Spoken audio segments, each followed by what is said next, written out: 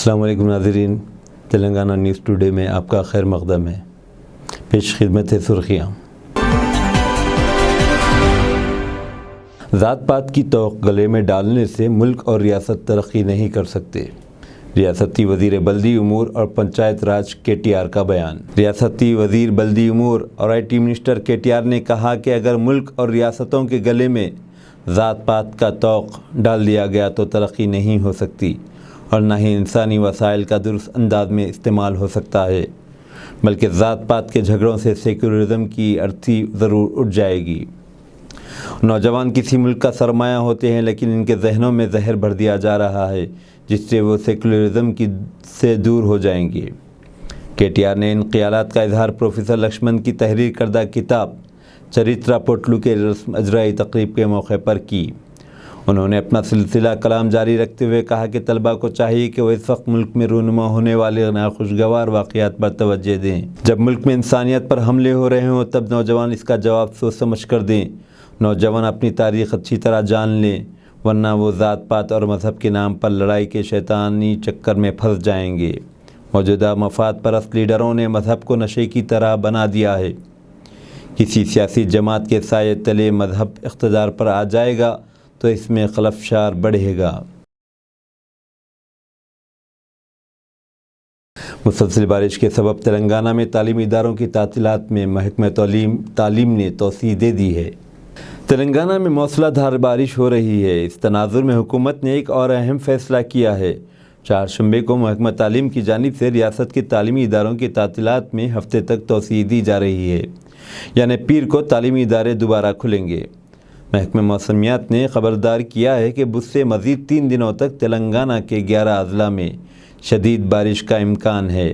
اس کے ساتھ ہی چھٹیوں میں ایک اور بار مزید 3 دن کی توسیع کی گئی ہے۔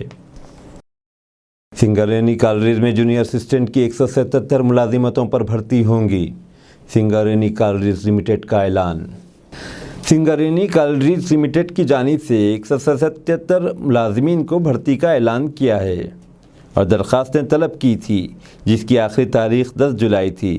اس سلسلے میں آن لائن 1,02,937 درخواستیں وصول ہوئیں اور بہت جلد اس کے امتحان کا اعلان بھی کر دیا جائے گا۔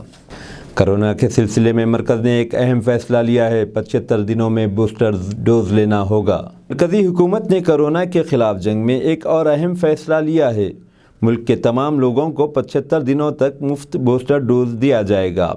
ہندوستان کی آزادی کے 75 سال کی نسبت سے مرکز نے 75 دنوں تک کورونا ڈوز مفت دینے کا فیصلہ کیا ہے۔ 18 سال سے زائد کے عمر کے ہر فرد کے لیے بوسٹر ڈوز مفت رہے گا۔ تیسری خوراک بھی 15 جولائی سے 75 دنوں تک مفت سربراہ کی جائے گی۔ ملک میں 5 قائدین ایسے ہیں جنہوں نے سب سے زیادہ جرائم کا ارتکاب کیا ہے۔ ان میں کے چندر شیکھر راؤ کو بھی شامل کیا گیا ہے۔ ایسوسی ایشن فار ڈیموکریٹک ریفارمز اور نیشنل الیکشن واچ کی رپورٹ کے مطابق تلنگانہ کے چیف منسٹر KCR ان 5 عوامی نمائندوں میں شامل ہے جنہیں ملک میں سب سے زیادہ مجرمانہ مقدمات میں ماخوذ کیا گیا ہے۔ CN لاریس سروے کے مطابق چیف منسٹر KCR ان الزامات کے باوجود ان کی مقبولیت میں کمی نہیں آئی۔ بعد ازاں کیرالہ کے MP ڈین کوریاکوس 204 مقدمات کے ساتھ سرفہرست ہیں۔ تمل ناڈو کے DMK ممبر پارلیمنٹ کے تھرون دوسرے نمبر پر ہیں، ان پر 99 مقدمات ہیں۔ سماج وادی پارٹی کے MLA محمد اعظم خان 87 مقدمات کے ساتھ تیسرے نمبر پر ہیں۔ تمل ناڈو کے ایک MLA 73 مقدمات کے ساتھ چوتھے نمبر پر ہیں، جبکہ تلنگانہ کے KCR 64 مجرمانہ مقدمات کے ساتھ 5ویں نمبر پر ہیں۔ ایسا معلوم ہوتا ہے کہ بندر کے ہاتھ میں ترازو دے دیا گیا ہے اور وہ اپنے من مانی فیصلے کر رہا ہے۔ تعجب تو اس بات پر ہے کہ قاتلین کے ٹولے اور نفرت پھیلانے والوں میں سے کسی ایک کا بھی نام اس فہرست کے بالائی حصوں میں نہیں ہے، جبکہ ملک کے اندر انہی کے سبب بد امنی کا طوفان بڑھ رہا ہے۔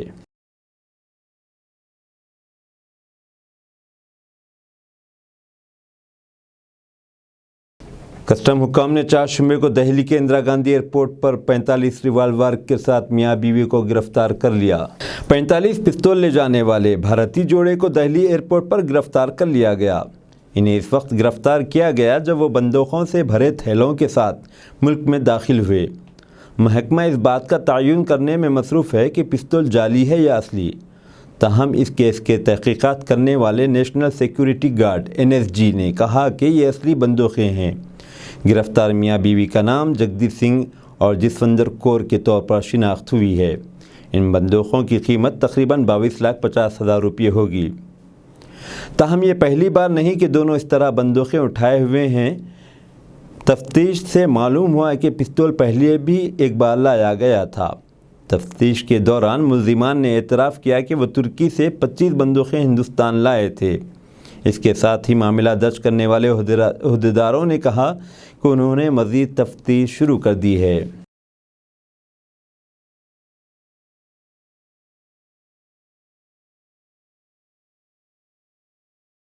ادھو ٹھاکرے نے اپنے اتحادیوں کو غیر متوقع طور پر جھٹکا دیا۔ بی جے پی صدارتی امیدوار دروپدی مرمو کی تائید کر دی۔ مہاراشٹر میں باغی ارکان اسمبلی کے سبب ادھو ٹھاکرے کی منسٹری چلے گئی اور باغی امیدواروں نے بی جے پی سے اتحاد کرتے ہوئے وزارت بنا لی ہے۔ ایسے میں اب ادھو ٹھاکرے نے اپنی ساتھی جماعتوں کو غیر متوقع طور پر جھٹکا دیا ہے اور وہ اب بی جے پی کی صدارتی امیدوار دروپدی مرمو کی تائید کریں گے۔ اتحادی جماعت کانگریس نے ادھو ٹھاکرے کے فیصلے پر اپنی شدید ناراضگی کا اظہار کیا ہے۔ اتحادی جماعتوں کا کہنا ہے کہ ادھو ٹھاکرے بی جے پی صدارتی امیدوار دروپدی مرمو کی تائید سے پہلے اپنی اتحادی جماعتوں سے مشورہ کیوں نہیں کیا اور اتحادی جماعتوں کی مخالفت میں فیصلہ کیوں کیا ہے۔ ادھر نیشنلسٹ کانگریس پارٹی نے بھی ادھو ٹھاکرے کے فیصلے پر سخت تنقید کی ہے اور کہا جا رہا ہے کہ بالآخر جہاں کی مٹی وہیں پر پہنچی ہے۔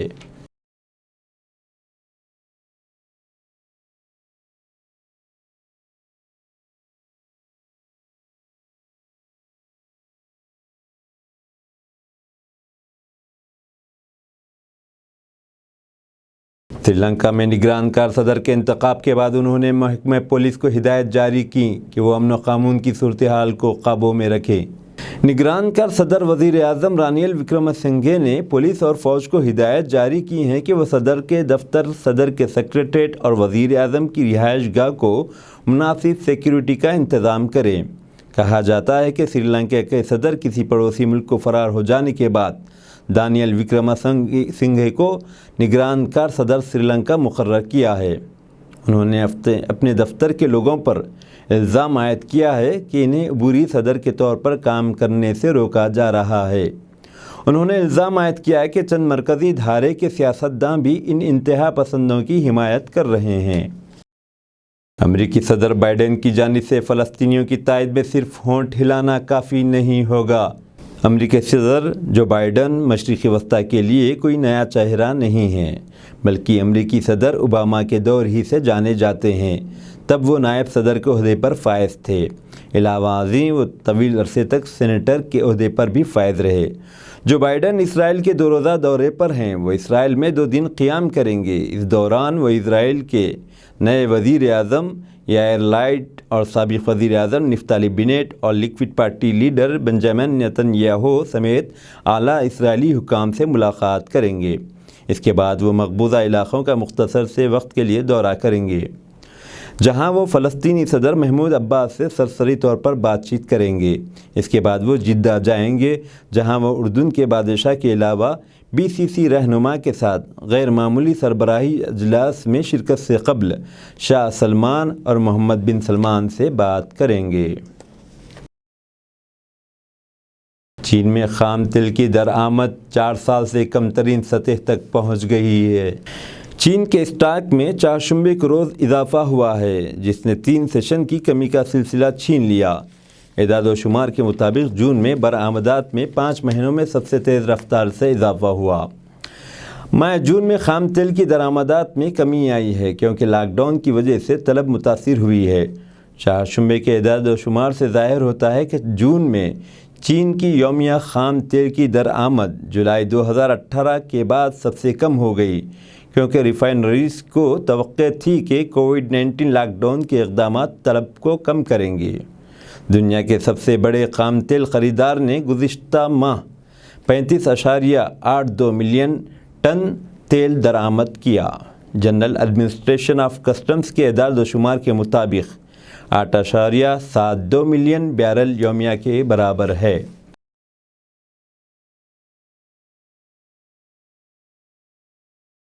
روس کی جانب سے مشرقی یوکرین میں 3 یوکرین لڑاکا طیارے مار گرانے کا دعویٰ کیا گیا ہے۔ روسی وزارت دفاع نے بتایا کہ روس نے یوکرین کے 3 فوجی طیارے مار گرائے ہیں۔ روس کی جانب سے Su-24 Su-25 لڑاکا طیاروں کو ڈونیٹسک کے علاقے میں نشانہ بنایا گیا۔ روسی وزارت دفاع کے مطابق روسی فوج نے میکولائیو کے علاقے یوکرین فوج کے MiG-29 لڑاکا طیارے کو بھی مار گرایا ہے۔